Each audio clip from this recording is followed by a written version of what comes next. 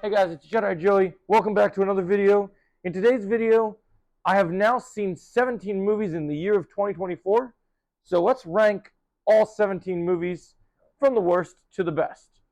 And I'm going to give you, these won't be lengthy answers. So if you want to see my full review on the movies, make sure you look them up on my channel. I have all my reviews for all the movies I have seen of 2024 thus far in individual reviews. But if you want to see the ranking, just kind of hear my quick thoughts, you'll get my quick thoughts here. So coming in at number 17, to nobody's surprise, I got Madam Web. What can I say about Madam Web? Sony keeps, like Tony Stark says, Sony just keeps screwing the pooch. They keep messing up worse and worse. And this movie went through so many different script changes. At one point it had Spider-Man in it, then it didn't have Spider-Man in it. And somehow this movie makes Morbius look good. I mean, look, I think Sydney Sweeney is a talented actress. I think she could be in some great projects. I'm sure she could play a great character in the Spider-Man universe with the right script available. This movie does not have a good script. It doesn't have a good plot. And it's just straight up boring, which is why it gets this place. Now, this is where I might get some hate, okay? As you guys know, I host a DC podcast every Thursday. And you guys know that there are still the Snyder fanboys are coming for me.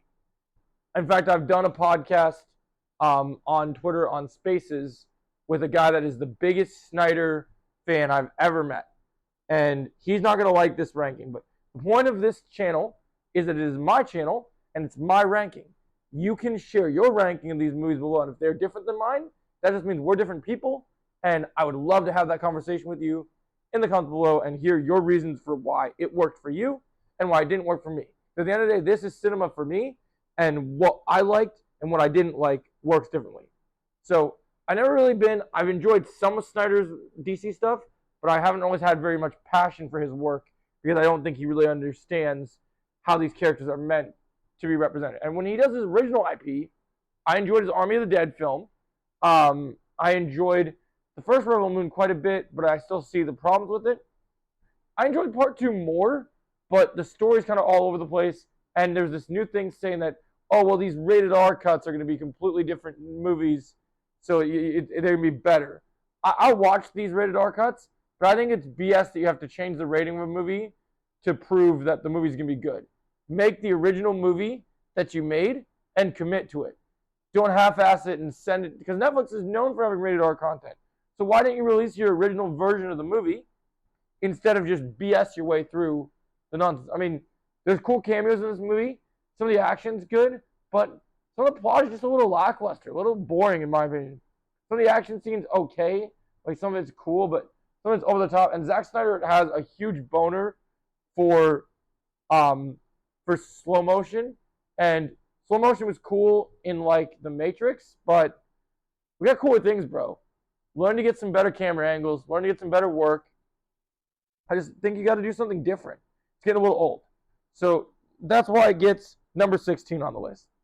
Coming in at number 15, to no one's surprise if you saw my review, people might say I was too hard on Ghostbusters Frozen Empire, but how is it that Ghostbusters and Godzilla X Kong ended up both having Frozen themes in their movies? I mean, I'm going to make all the puns here, guys. One of them needed to let it go. Like they really needed to let it go. Even Frozone would be like, yeah, this is weird, man. Like, it just doesn't make sense. So this movie, I'm a huge fan of Stranger Things.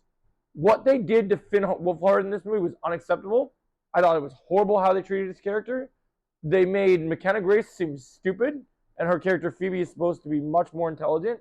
And like Deadpool says, that's just lazy writing. And I don't like that. And then, not only lazy writing, we've been living in a day and age where you look at No Way Home and you see the nostalgia done right. People were hyped from the last Ghostbusters movie to see the return of the original Ghostbusters. When you get a couple scenes with Ernie Hudson and Bill Murray, it's not until the very end of the movie. It just isn't like, and the villain was predictable. His design was cool, but he was poorly utilized. So that's why it's at number 15 on my list.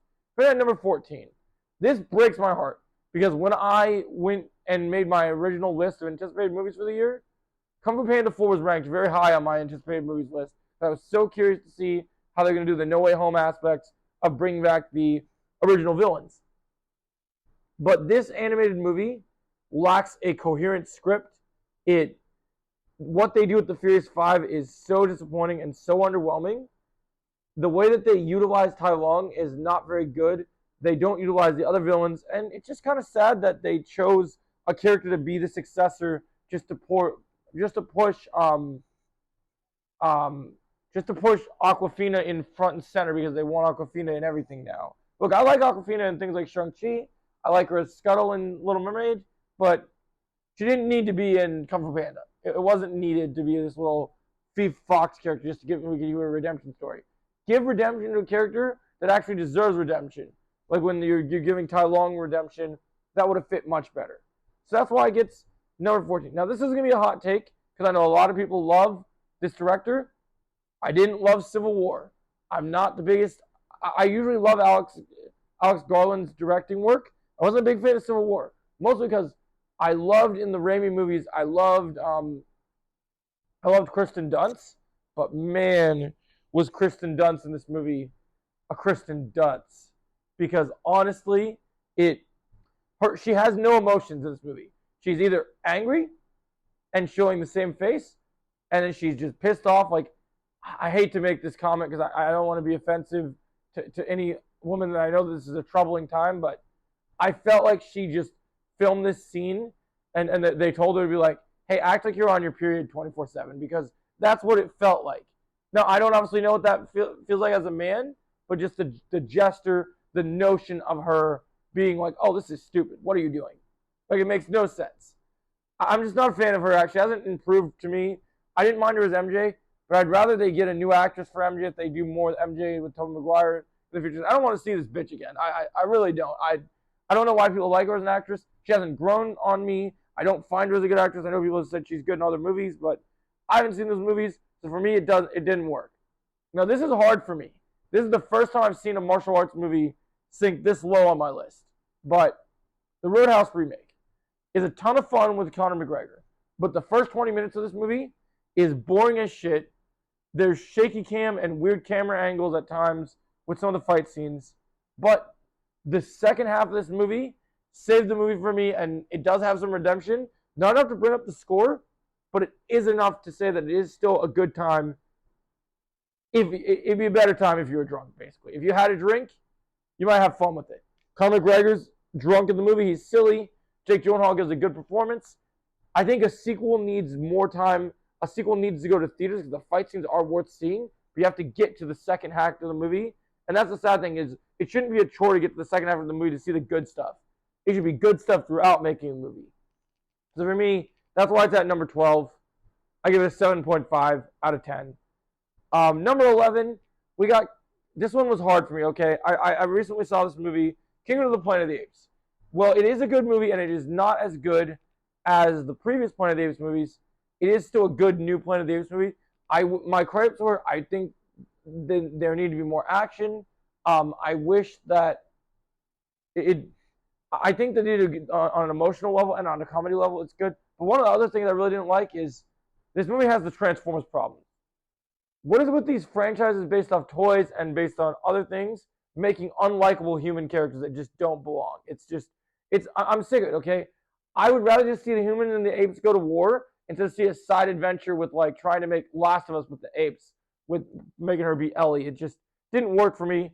So that was unfortunate. But overall, I thought the villain in it was good. I thought it had other great things, but that was just a weak point for me, in my opinion. All right. Coming in at number 10, you got Denzel. All right. Now, this is a Netflix movie. Millie Bobby Brown, Denzel in distress, but she was definitely not in distress. Taking on a dragon, then the twist of it ended up teaming up with the dragon. Great film. I'm going to give it an 8.5. I thought it was very solid. And it gets into the top 10, which means it's still pretty considered to be good, which I think is good. I know my fiance really enjoyed that one. We had fun watching it. So that's why it gets to be in the top 10. Number 9. This is a movie I really enjoyed with my fiance and my best friend AJ, and that is Godzilla X Kong. Like I told you guys earlier in this video that Godzilla and Ghostbusters did the same theme. Godzilla did it better. It did much better. And Godzilla actually has heart and emotions in it. You can feel, there's a scene towards the end of the movie where the adopted mom accepts the daughter as her daughter, and it is beautiful. It is a beautiful scene. The movie is like an anime meets a comic book, and that's what I love about it. It's cheesy, but it's great. And unlike Kingdom of the Planet of the Apes, it does have likable humans, which impressed me that they were able to pull that off because they failed so miserably in the previous movies and in some of these other mega blockbusters. So I'm gonna go. I gotta give it a. I'll give it an 8.9 out of 10. I think it's a very solid movie. I think it's a very good score. I can't quite give it the 90s because we're only at number 9. We get up higher, then we can start giving out 90s. Coming in at number 8, we got Crisis on Infinite Earth Part 1. A great start to this new DC Universe, Tomorrowverse world, building up this amazing crossover. That's one of my favorite beloved comics. Great, it's all set up, but with some action, with an Infinity War level cliffhanger that will make your mind go crazy. So I gotta say, I gotta give it an 8.5 out of 10. It's a solid first part to the story, and I quite enjoyed it. Coming in at number 7, we gotta talk about Monkey Man. Now, I was really excited for Monkey Man because Dave Patel is a great actor. He did an amazing job directing it, but unfortunately, Hollywood is still falling for the same tropes. There was way too much shaking him in this movie. The pacing was a little off. I'm gonna be real. It didn't bother me, but did they really have to put a trans message in the movie? Did they really have to like keep driving that plot home? Like, I'm not here to talk politics with you guys, but if this is my list, I would have preferred they left that part out. It didn't serve any purpose to the story. It didn't have a moment of like, oh, why are we mentioning this? It just kind of felt like, hey, representation for representation. But it had some cool action sequences. Dave Patel worked hard. There was some cool fights in it. My low score would be for the pacing and for marking mistake. A lot of people thought this was going to be the Indian John Wick, and unfortunately, it has some scenes that are similar. They even reference John Wick, but it's not quite Indian John Wick. It doesn't have the same amount of world building or action that John Wick has, but it does have some cool things in it. I would see sequels if they did build a franchise out of it, but there'd have to be some fine tuning in the works. So I'm going to give it an 8.7 out of 10. Now we got, this is going to be a hot take because I know people love this movie. Unfortunately, well, I do think the director of Dune for both films is amazing. There's a lot of movies on this list for me, when I think of cinema, well, Dune is a pretty looking movie and has some cool action. There's other movies that just flow better and got my attention more that you'll see in this list. And once again, as I need to remind you, it's my list. So that's why I get to say this. So I got Dune 2 in number 6 on the list, which is still a very high movie on the list. I thought they did a great job, but I also kind of felt like that they were kind of using this movie to kind of take, like they kind of took big actors in this movie and, hey, look, you have Josh Brolin played Thanos in the MCU. Now he's going to fight Thanos versus Drax going on over here, right? Like, you had Dave Bautista. And there's too much of that A-list power. I'm like, hey, look, you know who this is, right? Oh, look, Florence Pugh, she's in Marvel. I know who that is. Oh, look, Christopher Walken's the bad guy. He's doing his quick Christopher Walken thing. But I did enjoy Austin Butler in it. I did enjoy Timothy Chalamet. I do think there were some other good elements to it. But I just thought it was just a bit on the weaker side. Narratively, I'm curious to see where they go. But I'm telling you, man, these movies, these next 5 are instantly my favorites. And while there'll be other movies that will make it probably up higher on the list, I don't see much of these movies moving that far down on the list because they're as close to perfect movies as you can get. All right. Coming in at number 5. Now, this is where it's going to get a hot take because people are like, really? A Nazi killing movie over Dune? Well, let me tell you why, okay? We got to do Art and Gentlemanly Warfare. I love a good Nazi killing movie, and Henry Cavill is an absolute beast in this movie and proves why we're going to see him as an amazing Wolverine variant, and it's going to be awesome in Deadpool Wolverine. He just goes crazy, and his crew, and Alan Richardson channeling his Green Arrow, has a great bit of comedy in this that great action. These dudes the fight scenes are well choreographed, have great Nazi killing action with lots of cool World War II guns. It's based on a true story, and it proves that Guy Ritchie is one of the best directors in Hollywood, and he absolutely crushes it once again. So good for you, Guy Ritchie. That's a win in my opinion. So I really liked that one. So I'm going to give this one, got to go 9.5 on this one. Now I'm going to go, number 4 on the list is a movie I watched literally not even 30 minutes ago, Crisis on Infinite Earths Part 2. Now, unfortunately, I didn't have access to watch it sooner, but I did show up on my Vudu, so I was able to check it out. And I'll tell you guys, this movie is easily an improvement over the first one. Now, some people I saw giving this movie a negative review. That's because you guys must not like storytelling, because this movie gives backstory to the characters. You understand Psycho Pirate, you understand where they're going with it, you know what kind of the plot is, and it really just kind of leaves you wanting more. And then you you watch the trailer for 3 and you're like, oh, let's go. It's packed with cameos, but in a good way, and it's got some great action scenes, some great fan service. If you're a fan of DC, you need to watch this movie. I got to go 9.7 out of 10. All right. The top 4 are done. Now, these 3 movies are my definitive 3 favorite movies of the year. So everything else on this list is good to great. This is amazing, fantastic to my new rating scale, which is, I was going to announce today, I have a new rating scale. Any movie that gets a 10 is going to be labeled as, that is going to get a clip from Ryan Reynolds. This is cinema, is my new 10 rating. So, and I will tell you that all 3 of these movies are going to get the same score. So, for different reasons. Coming in at number 3. You know, there's 2 things in this world I love. I love a good martial arts movie, but it's not just about doing martial arts and doing good choreography. It's about getting someone who understands how to play a character and give that good choreography. And that is our boy, Jason Statham. And also not only having Jason Statham be Jason Statham, but David Ayer, who directed the worst version of the Suicide Squad movie.